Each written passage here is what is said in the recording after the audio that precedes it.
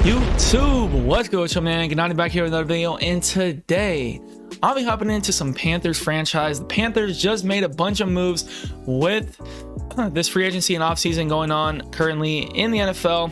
So I'm going to be going over kind of what the moves they made and go through a simulation of a whole season for next year's obviously season and see how the Panthers do and kind of just give my insight on some stuff as well. So as we all know, the Panthers traded with the Bears for the #1 overall pick. Right now it looks like they're going to go ahead and get CJ Stroud. So that is going to be really interesting. I think CJ Stroud will be pretty good.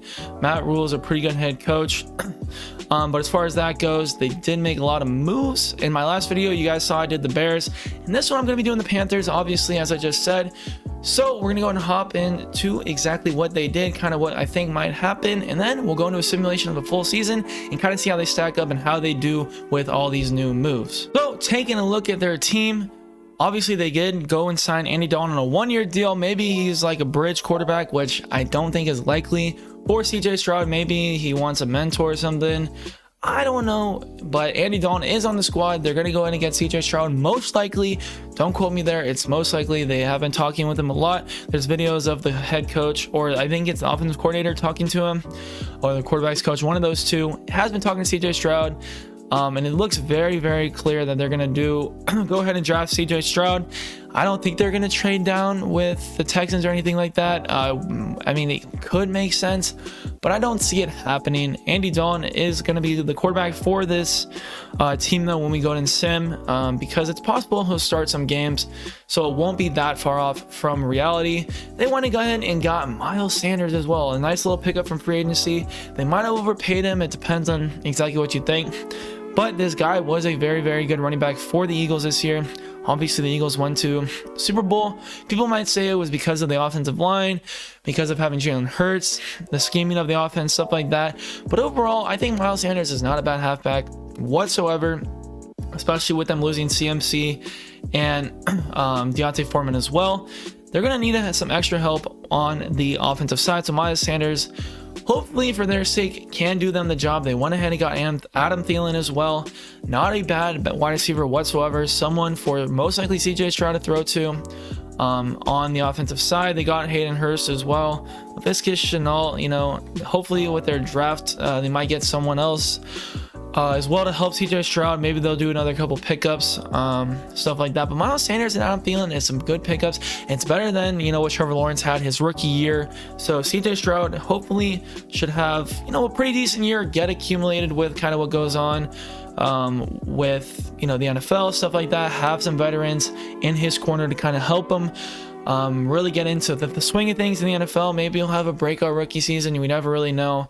But yeah, that's kind of the offensive upgrades. They might have got some line upgrades that I'm not exactly sure about, but they did trade a lot for that first overall pick, right? So the main thing with the Panthers offense, besides these two picks on offense, is they got the #1 overall pick.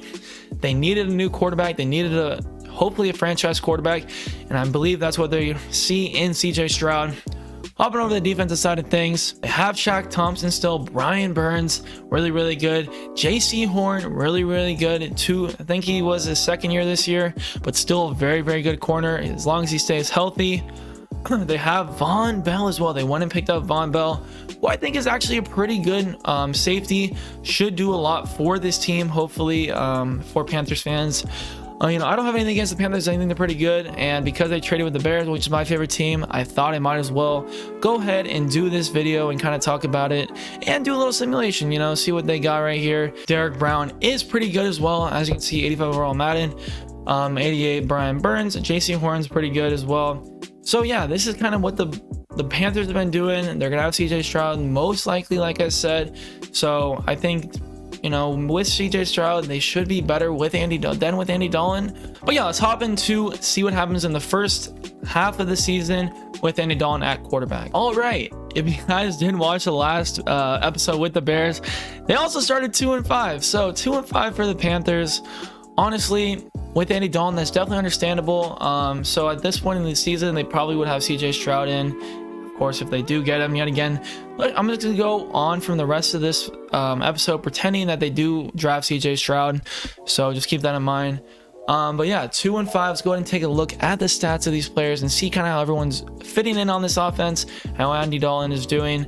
So Andy Dalton, 1,900 passing yards at this point in the season, a little bit better than Justin Fields was doing. 12 touchdowns, 9 interceptions though. So he is kind of prone to the interception ball, it looks like, currently as the season has gone along. Not what you want to see from your quarterback. Miles Sanders, 500 yards at less than halfway through the season. That's pretty good. Chuba Hubbard, no one else really touches the ball, it looks like, besides Miles Sanders. Receiving yards, Adam Thielen at 469 yards, Laviska Shenault at 366, and Terrace Marshall Jr. at 347. Even Miles Sanders has 300 receiving yards. So it looks like he's close to 900 all-purpose yards right now, which is pretty insane. But obviously, it seems like he is going to be their best offensive player. But yeah, that's pretty freaking crazy. 900 all-purpose yards basically from Miles Sanders less than halfway through the season. So, I mean, that's definitely a possibility that could be happening. But if CJ Stroud does play, maybe he'll have some rushing yards as well. That kind of takes away from Miles Sanders. You're not going to see Andy Dalton running the ball ever. So, definitely a nice little thing to see from Miles Sanders. That definitely gives some hope, I would say. On the defensive side, let's go and take a look. Shaq Thompson, 47 tackles at this point. J.C. Horn with 39. Okay, not bad at all. 0 interceptions from J.C. Horn and Von Bell.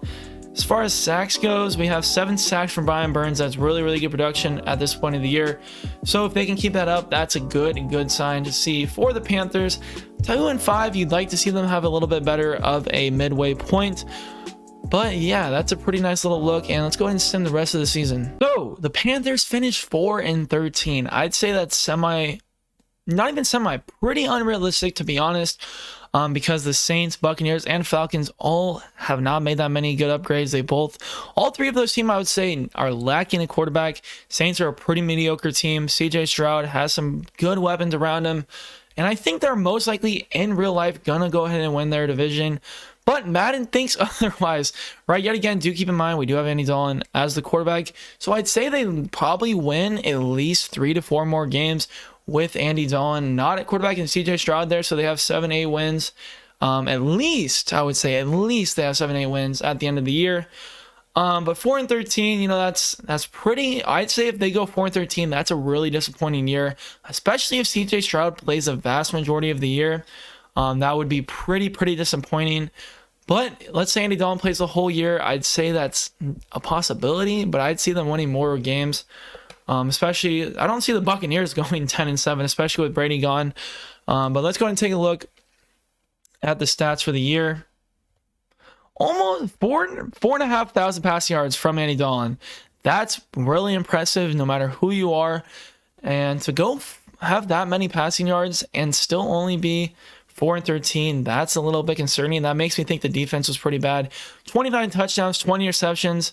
1 less than Justin Fields had when we did our simulation. 20 interceptions, pretty bad. It's pretty bad. 367 completions. So that's an interesting thing. Rushing yards, 1,258 rushing yards for Miles Sanders. That's a really good season for Miles Sanders. It seemed like we saw from the midseason point, Miles Sanders was going to be the cornerstone of this offense. Basically, the guy you're going to be running your offensive through overall. So let's go and look at the receiving yards as well.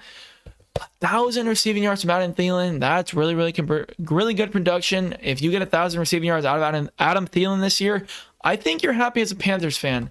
Laviska Shenault, 900 receiving yards.